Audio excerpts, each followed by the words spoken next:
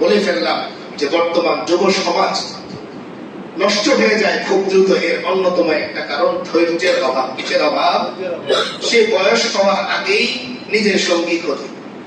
একটা বয়স আছে, বিয়ে শাদীর একটা বয়স আছে, তো হালাল ইমোশন প্রকাশ করার একটা বয়স আছে, কিন্তু সেই বয়সের আগেই যখন তার ব্রেনের মধ্যে এই ইমোশন প্রকাশের অস্থিরতা আসে, তখনই সে রাস্তা থেকে ছিটকে পড়ে যায়। নামাজ পড়ে কিন্তু তবুও তার নামাজে মন বসে। তো এই জন্য অপেক্ষা করতে হবে। প্রত্যেকটা জিনিসের ফসল আসা, ফলন আসার একটা সময় আছে।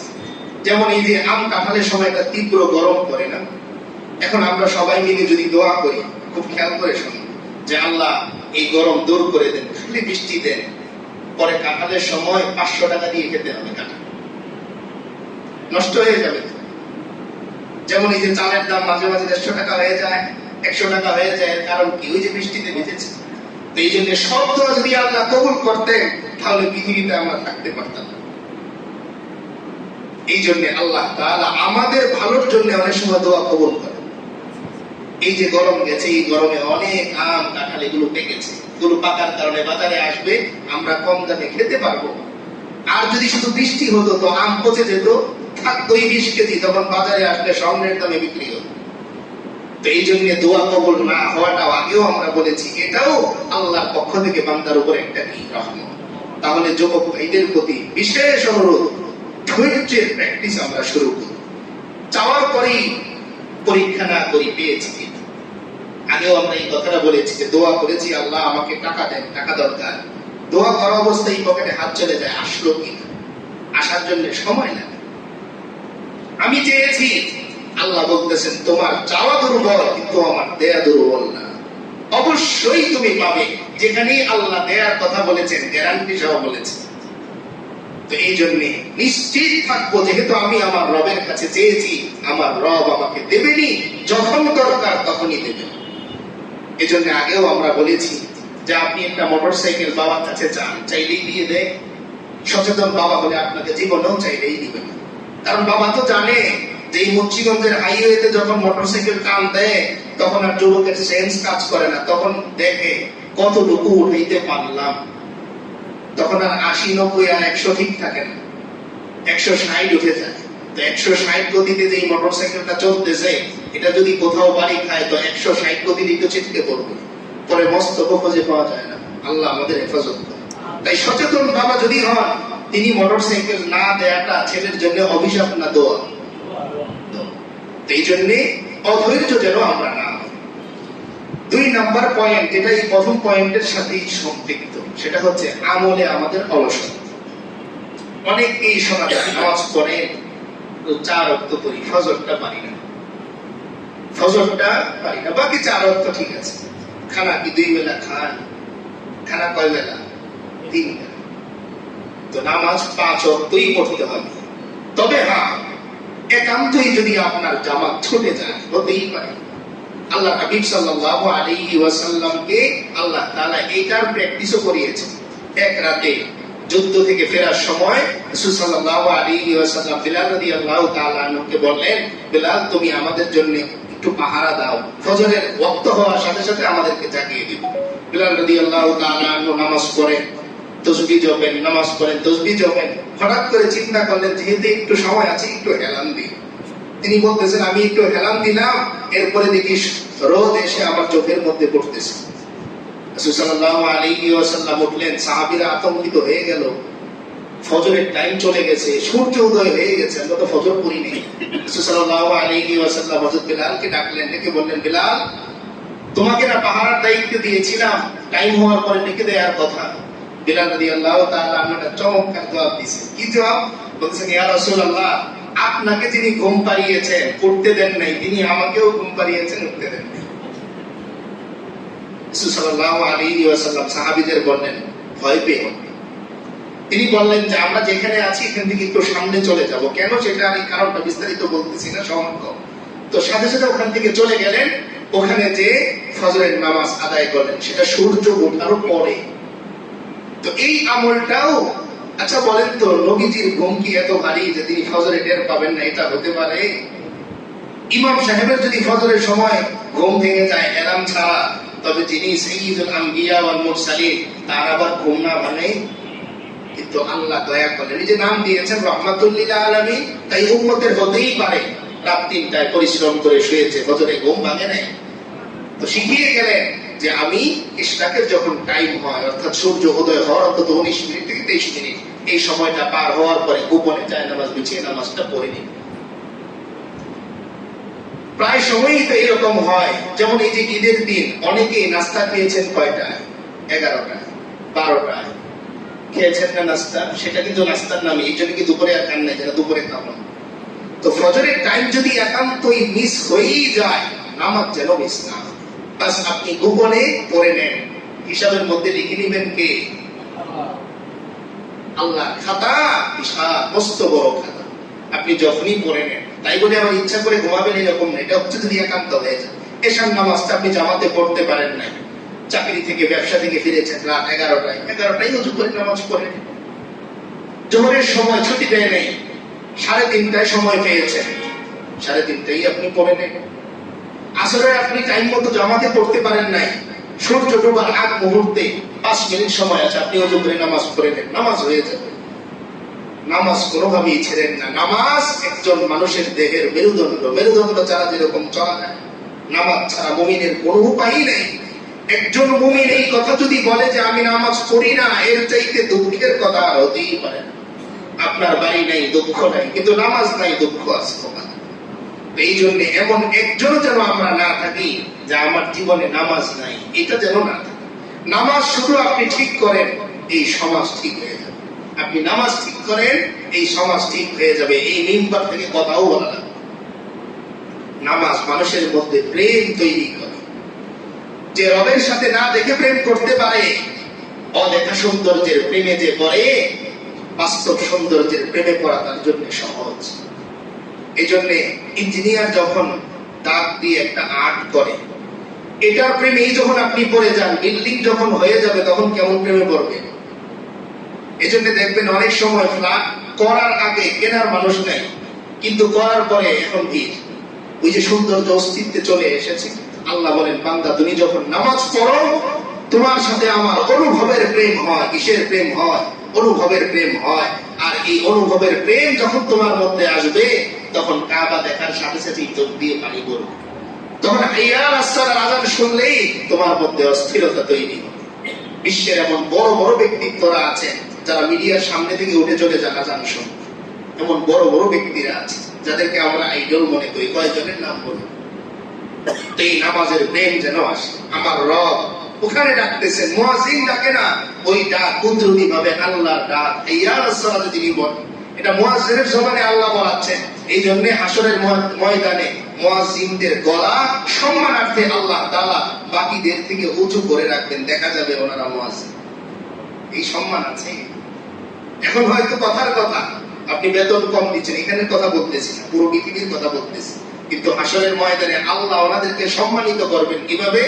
আল্লাহ গলাটা উঁচু করে দিবেন, বুঝবে যে এরা দুনিয়াতে আল্লাহর প্রতিনিধি ছিল, আল্লাহর হয়ে মানুষদেরকে হাইয়া আলাস সালাহ, নামাজের দিকে আসো, এই কথা বলবে। ওই ডাক মুয়াজ্জিনের না। আপনার যদি ওই দিল থাকে, তবে আপনি শুনবেন ওই ডাক আপনার রবের ডাক, আপনি দৌড়ে চলে আসবেন। ও ভাই, দল নির্বিশেষে অন্য দলের এমপি ডাক দিলেও তো দৌড় দিই, তাহলে মুয়াজ্জিনের ডাকে কেন দৌড় দিই? বিরানি নাই বলে। এই জন্য কানটাকে একটু সজাগ করি, দিলটাকে একটু সজাগ করি। মরা দিল নিয়ে আর ঘুরতে চাই না, মরা দিল নিয়ে ঘুরে লাভ না। দেখবেন অনেক সময় গ্রামে ওই পুকুরের মধ্যে ভাঙা নৌকা পড়ে আছে, জিজ্ঞেস করবেন এটা দিয়ে ঘোরা যায় না? ঘোরা যায় না। কি করা যায়? এটা বেঁধে রাখা যায়। এই নৌকার কোনো লাভ নাই, হয় খড়ি বানান, নয়তো নৌকা ঠিক করে। যে নৌকা দিয়ে চলা যায় না, ওই নৌকার কোনো দাম নাই, ওটা ঘাটের মধ্যে আজীবন বেঁধে রাখতে হবে। মরা দিল নিয়ে লাভ নাই। এটাকে শক্ত করি, এমন দিল বানাই যেন মসজিদের আযান শোনার সঙ্গে সঙ্গে অটোমেটিক দিলের মধ্যে কম্পন তৈরি হয়ে যায়। এখানে একটু প্রেম করা প্র্যাকটিস আমরা করি। আমলে অলসতা এটা একজন মানুষকে তার রবের থেকে দূরে সরিয়ে দেয়। আর যখনই মানুষ আমল থেকে দূরে সরে যায়, তখনই সে ক্ষতির মধ্যে পড়ে। এটা হচ্ছে 2 নম্বর পয়েন্ট। তিন নাম্বার, এটা বলেই আমরা শেষ করে দিব, সেটা হচ্ছে অসৎ বন্ধু নির্বাচন। বর্তমান সময়ে যুবকদের এটা অন্যতম নষ্ট হওয়ার একটা কারণ যে তারা কি করে, বন্ধু নির্বাচনে ভুল করে। অর্থাৎ একটা ছেলের যখন আর্থিক সমস্যা থাকে তখন সে দেখে তারই সহপাঠী একজন ভালো চলে, ভালো দামি ব্র্যান্ডের ফোন চালায়, অন্য বন্ধুদের নাস্তা করায়, তখন অটোমেটিক ওই ছেলের প্রতি তার একটা আকর্ষণ তৈরি হয় বন্ধুত্বে। কিন্তু ওই ছেলে তো নামাজ পড়ে না, তাই অটোমেটিক তার এই বন্ধু নামাজ না পড়ার কারণে সেও নামাজ থেকে আস্তে আস্তে দূরে সরে যায়। অসৎ বন্ধু নির্বাচন, এটা কয়েকটা কারণে হয়, এর মধ্যে দুই একটা কারণ আমরা আজকে আলোচনা করব। এর মধ্যে একটা হচ্ছে আমাদের প্যারেন্টস যারা আমরা আছি, গার্ডিয়ান যারা আছি, তাদের অসচেতনতা। আমি তদারকি করি না আমার ছেলে কার সাথে মিশতেছে, স্কুলে যাচ্ছে আসতেছে, আমি খোঁজ নিচ্ছি, বাবা কেমন পড়াচ্ছে, স্যার ভালো পড়াচ্ছে, তুমি কেমন বুঝতেছো, ভালো বুঝতেছি, শেষ। তাকে একবারও জিজ্ঞেস করি না তুমি কাদের সাথে মেশো, তোমার বন্ধুদের একদিন বাসায় নিয়ে এসো, এটাও দায়িত্ব। এখানেই আমাদের একজন মুসল্লি আছেন, আমি নাম বলবো না, প্রায় সময় আমি খোঁজ পাই যে ওনার ছেলের বন্ধুদের উনি বাসায় দাওয়াত করেন। এটা আমার দিলের মধ্যে অত্যন্ত একটা ভালো লাগা তৈরি করেছে, কারণ আপনি যখন আপনার ছেলের বন্ধুদের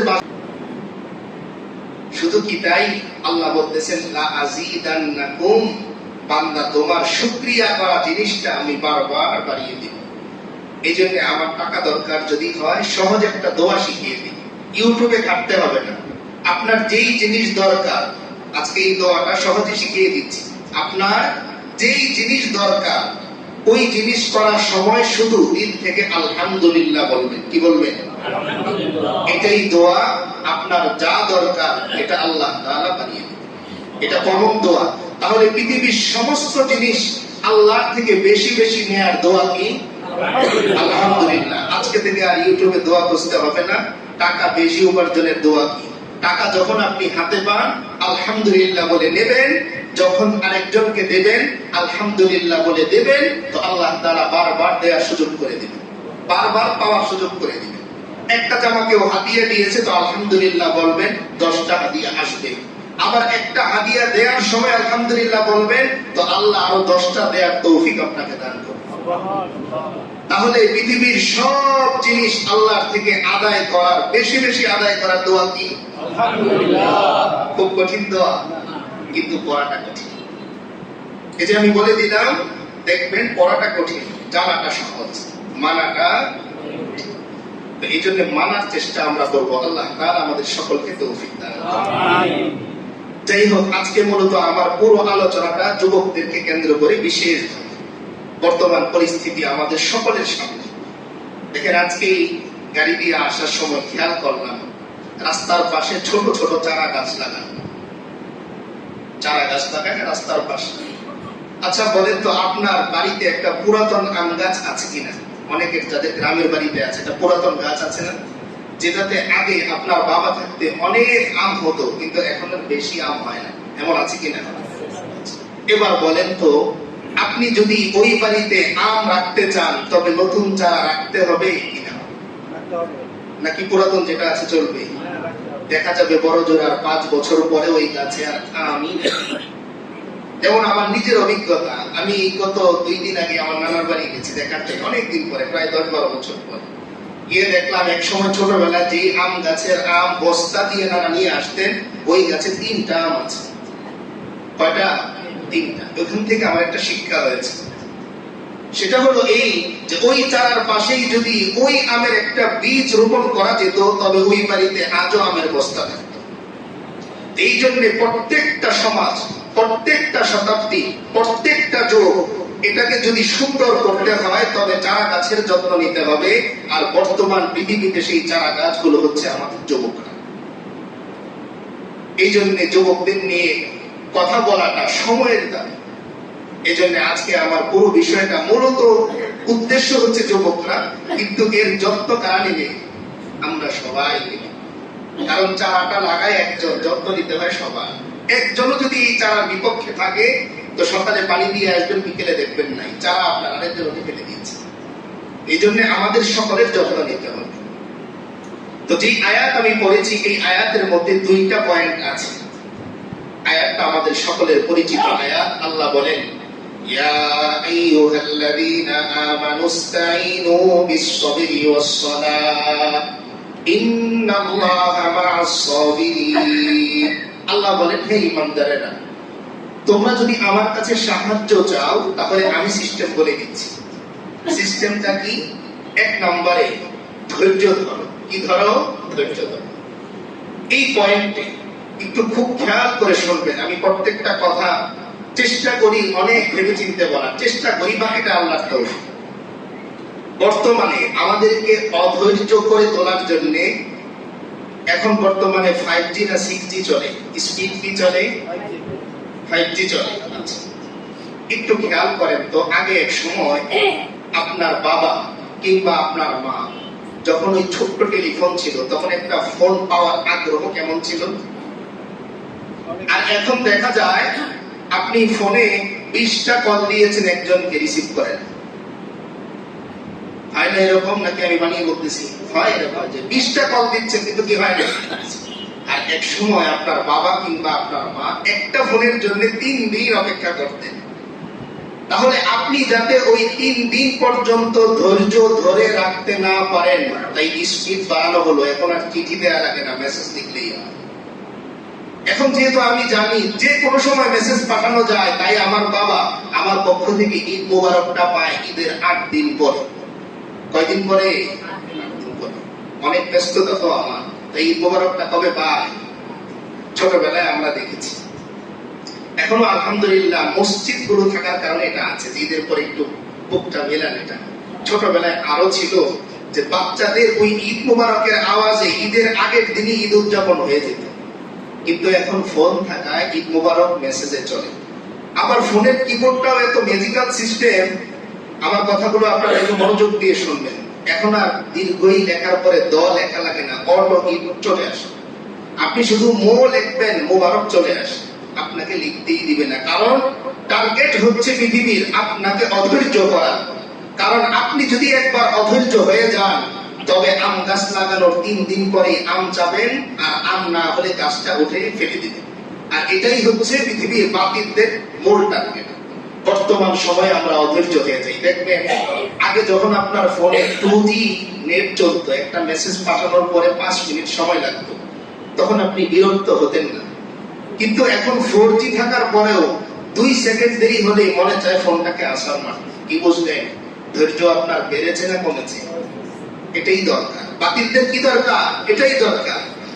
আগে সাহাবীরা যখন অত্যাচারের শিকার হয়েছেন, নিপীড়নের শিকার হয়েছেন, বছর চলে গেছে, হয় নাই। কিন্তু এখন একটা থাপ্পড় হওয়ার পরই পুরো মিডিয়া গরম হয়ে যায়, মুসলমানকে একজন চোর মেরেছে। অভিযোগ কি মানুষের কাছে হবে না আল্লাহর কাছে হবে? অভিযোগ কার কাছে হবে? এজন্য গতকাল রাত্রে পড়তেছিলাম, পূর্বেকার একজন বিচক্ষণ আল্লাহওয়ালা তিনি বলেছিলেন যে সমস্যা কাকে বলে। আমরা বলি না যে আমার খুব অসুবিধা, অসুবিধা আসলে কাকে বলে? তো তিনি ছোট্ট করে বলেছেন, যেই অসুবিধা রাতের আধারে আমাকে জায়নামাজে কাঁদায়, এটা আমার অসুবিধা। আর এর বাইরে যা আছে কোনোটাই অসুবিধা না, সবগুলোই মনের দুর্বলতা। আপনার যেই সমস্যা আপনাকে রাতের অন্ধকারে কাঁদায়, সেটাই আপনার অসুবিধা, বাকিগুলো কি না অসুবিধা। এখন বলেন তো আমাকে আপনাকে কাঁদায় কিনা? কেন কাঁদায় না জানেন? কারণ ধৈর্যের অভাব। কিসের অভাব? কারণ আমি সারাদিন 100 মানুষের কাছে বলেছি, ভাই আমার ছেলেটা অসুস্থ, খুব পেরেশানিতে আছে। মানুষের ইমোশন লিমিটেড। আমি বারবার এই কথাটা আপনাদের সামনে বলি, মানুষের ইমোশন কি লিমিটেড। আপনি যখন 100 জন মানুষের কাছে বলবেন আমার ছেলেটা অসুস্থ, দোয়া করেন তো খুব টেনশনে আছে, বলতে বলতে মাগরিবের নামাজের পরে মোনাজাত করতে আর মনে চায় না, কারণ আপনার ইমোশন শেষ। আমার এই কথাটা আগামীকাল কেউ একটু ট্রাই করে দেখেন, যদি না হয় এরপরে আমাকে বলবেন, আমার নাম্বার দিয়ে যাব, যে আপনার কোন সমস্যা একদিন আপনি কারো কাছে বলবেন না, এরপরে আপনি এশার নামাজ পড়তে আসবেন, নামাজের পরে দেখবেন হাত তুলতে মনে চায় কি মনে চায়। যদি না চায় এর জন্য আমি দায়ী, আমাকে বলবেন, আমাকে ধরবেন, আমি কথা দিয়ে। বর্তমান সময়ে এই যে ফোন এসে আমাদেরকে এটা করেছে যে আমার ছেলে অসুস্থ, আমি ফেসবুকে যখন স্ট্যাটাস দিয়ে দিলাম আমার ছেলে অসুস্থ, অনেক পেরেশানিতে আছি, সবাই দোয়া করবেন, আমার ইমোশন শেষ। কারণ আমি তো বলে ফেলেছি মুসলমানের বলার জায়গা, ইন্নী আশকু বাথি ওয়া হুজনি ইলাল্লাহ। নবী বলেছিলেন যে আমি আমার একাকিত্ব, আমি আমার দুর্বলতাগুলো আমার আল্লাহর কাছে বলি। কার কাছে বলি? ফেসবুকে না। কোথায় বলি? আল্লাহর কাছে। যখনই আমরা মানুষের কাছে বলা শিখে গেলাম, সেদিন থেকেই রবের কাছে অভিযোগ করা বলে গেলাম। বলেন তো, আমি আমার ছাত্রদেরও প্রায় সময় কথাগুলো বলি যে বলো তো তোমরা কবে নামাজের পরে শুধুমাত্র জাহান্নাম থেকে বাঁচার জন্য কান্না করছো? আমি আমার ছাত্রদেরও বলি এই কথা। কবে আপনার মনে পড়ে যে শুধুমাত্র জাহান্নামের ভয়ে আপনি মোনাজাতের মধ্যে কেঁদেছেন? একটু মনে করেন তো। শুধুমাত্র আল্লাহর ভয়ে কেঁদেছেন আর এই আফসোস করেছেন যে আল্লাহ আমি তো আপনাকে এখনো পেলাম না। এই আফসোসে আপনি কবে চোখের পানি ফেলেছেন? একটু মনে করেন। এই চোখ আল্লাহ কেন দিয়েছেন হিসাব নেবেন?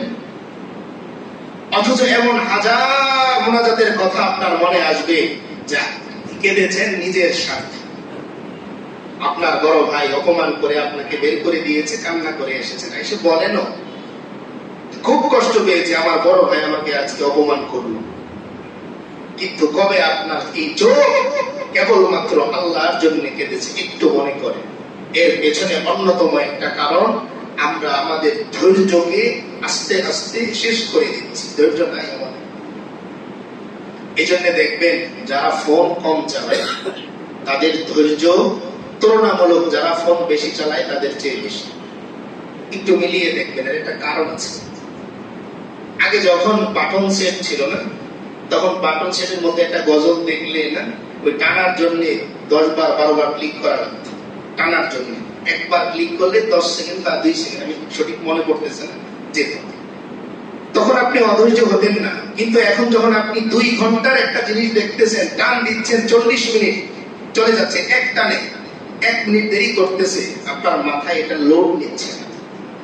এর কারণ ওই যে আপনি অধৈর্যের প্র্যাকটিস করতে করতে ধৈর্যই ভুলে গেলেন। আর আল্লাহ বলতেছেন আমার কাছে চাওয়ার প্রথম উৎস হলো তোমাকে ধৈর্য রাখতে হবে। কি রাখতে হবে? এজন্য বড় অবাক করা একটি বিষয় আপনাদের সাথে শেয়ার করি। জানি না আমার কথা কতটুকু আপনাদের হৃদয় পর্যন্ত পৌঁছাবে, আমি চেষ্টা করছি বলার। হৃদয় পর্যন্ত পৌঁছানোর মালিক আল্লাহ। আর কিছুটা আপনার যদি আপনি হৃদয়ের কান দিয়ে শুনেন। কলবের চারা আছে না? কলবের চারা দেখবেন ছোট্ট আম গাছের মধ্যে আম হয়। আপনাদের বাসায় আছে কারো এমন যে চারাটা ছোট কিন্তু এর মধ্যে ফল আছে? আছে এরকম? এখান থেকে কি শিখি আমরা? আমার সন্তান কি শিখে? বড় অবাক করা বিষয়। আমার মাঝে মাঝে রাত্রে ঘুমাতে অনেক দেরি হয়, এসব নিয়ে ভাবি যে কারণটা কি। স্বাভাবিকভাবে আমি একটা আম চারা লাগাবো, 5 বছর পরে আম আসবে, অসুবিধাটা কোথায়? 1 বছরের চারার মধ্যেই আম, এবং এটাকে আলাদা করে আবার প্রমোট করা হচ্ছে যে 3 মাসেই আম চান। এর কারণটা কি?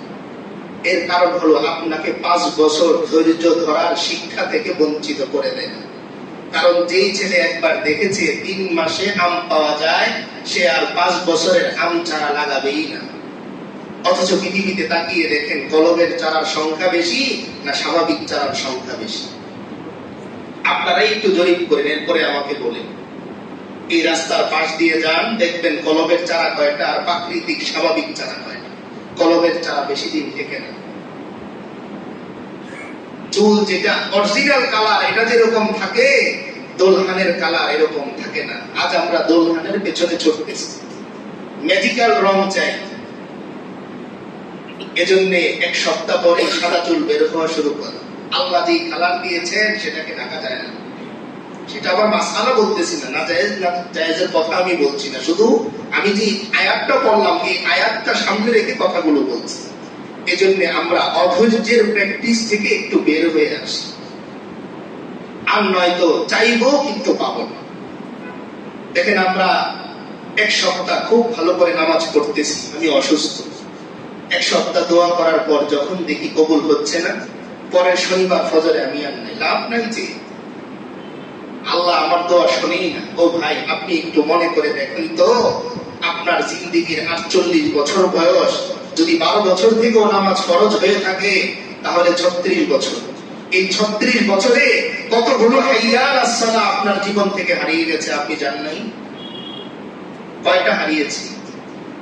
খোঁজে তো দেখা যাবে এমন 24 বছর চলে গেছে যেখানে হাইয়া আলাস সালাহ, হাইয়া আলাল ফালাহ, আস-সালাতু খায়রুম মিনান নাওম, আল্লাহু আকবারের ধ্বনি মসজিদে ছিল, কিন্তু আপনি সাড়া দেন নাই। তাহলে এক সপ্তাহে আল্লাহ সাড়া দেন নাই বলেই যে আপনি রাগ হয়ে গেলেন, এর কারণ কি? অধৈর্য। ধৈর্য হারাবেন না। মনে রাখবেন আল্লাহ নিজে বলতেছেন, বান্দা তুমি তোমার জন্য যতটুকু মায়া করো এর চাইতে অনেক বেশি মায়া আমি করি। তুমি তোমার নিজের কি তৈরি করেছো? না আমি আমার চোখটা বানিয়েছি, না আমি আমার নাকটা বানিয়েছি, না আমি আমার কানটা বানিয়েছি, না আমি আমার মাথাটা বানিয়েছি, না আমার এই দাড়িগুলো আমি বানিয়েছি, না আমি আমার হাতটা বানিয়েছি, না আমার পাটা বানিয়েছি। এরপরেও এই জীবনের জন্য কত মায়া আমার। হাতে একটু ময়লা লাগলে অস্থির লাগে। আল্লাহও তো বলেন যে বান্দা তোমার এই হাত আমার সৃষ্টি করা, এই চোখ আমার সৃষ্টি করা, এই দেমাগ, এই ব্রেন, এই চোখ, এই কান, এই সব আমার সৃষ্টি করা। তোমার যদি তোমার হাতের জন্য এত মায়া, তবে বলো তো বান্দা তোমার পুরো দেহটার জন্য আমি আল্লাহ কত মায়া। এই জন্য অধৈর্য যেন আমরা না চাইতেই থাকি। এর আগে একটা হাদিস আপনাদেরকে শুনিয়েছিলাম যে হাসরের ময়দানে আল্লাহ তাআলা কিছু নিরাশ বান্দাদেরকে ডেকে আনবেন।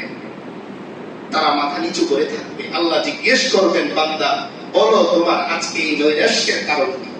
বান্দা বলবে, আল্লাহ দুনিয়াতে আমি অনেক দোয়া করেছি, অনেক চোখের পানি আমি ফেলেছি, আমার চোখের পানিতে মসজিদের কি বলে জায়নামাজ, মসজিদের চাকাই ভিজে গেছে, তবুও আমার দোয়া কবুল হয় নাই। তাই আজ আমি নৈরাশ্য। যে দুনিয়ায় আপনার কাছে পাওয়া সহজ ছিল তখনই পাই নাই, আজ তো কিছুই পাবো না। আল্লাহ তাআলা ফেরেশতাদের মাধ্যমে ওই বান্দাকে পাঠাবেন যে আমার এই বান্দাকে এখান দিয়ে নিয়ে যাও। সে দুই পাশে বিশাল সওয়াবের পাহাড় দেখতে পাবে আর আফসোস করবে, আরে এই সওয়াবগুলো যদি আমার হতো তবে আজকে আমি বেঁচে যেতাম। তখন আল্লাহ তাআলা ঘোষণা করবেন, বান্দা এই সব নেকগুলো তোমার। বান্দা তখন আল্লাহকে, স্পষ্ট হাদিসের শব্দ এটা, বান্দা তখন আল্লাহকে বলবে, আপনি আমার সাথে ঠাট্টা করেন, মজা করেন, আমি এত নেক থেকে করলাম। তখন আল্লাহ তাআলা মনে করিয়ে দিবেন একটা একটা করে যে বান্দা তুমি ওই দিনের যে মোনাজাতে কেঁদেছিলে আমি তো দিই নাই, রেখে দিয়েছিলাম, আজকে তোমার প্রয়োজনের সময় দিয়ে দিলাম। তখন ওই বান্দা আফসোস করবে, আরে দুনিয়ায় যদি আমার একটা মোনাজাত কবুল না হতো। আর যাদের দোয়া কবুল হয়েছে তারা আফসোস করবে, আরে কেন কবুল হয়েছে, কেন চাকরিটা হয়েছিল দোয়া করার পর পরে, যদি না হতো তবে আজকে তো অনেক বেশি আমি পেয়ে যেতাম। এই জন্য অধৈর্য যেন আমরা না হই।